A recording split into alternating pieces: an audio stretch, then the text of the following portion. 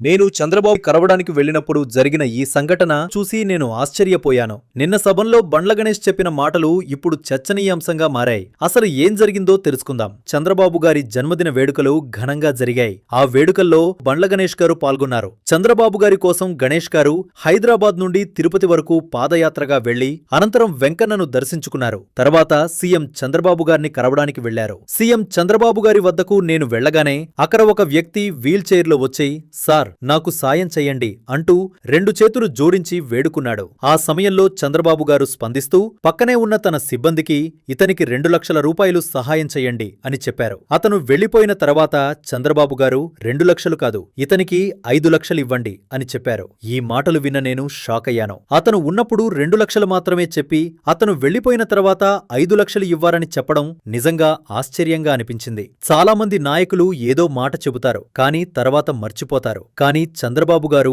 అలా చెయ్యలేదు. అతను వెళ్లిన తర్వాత కూడా ఇంకా అతనికి ఉపయోగపడాలని భావించి 5 లక్షలు సాయం చెయ్యారని చెప్పారు. ఈ జరిగిన సంఘటన ఇప్పుడు చర్చనీయాంశంగా మారింది. దీనిపై మీ అభిప్రాయమేమిటి? కామెంట్స్లో తెలియచేయండి.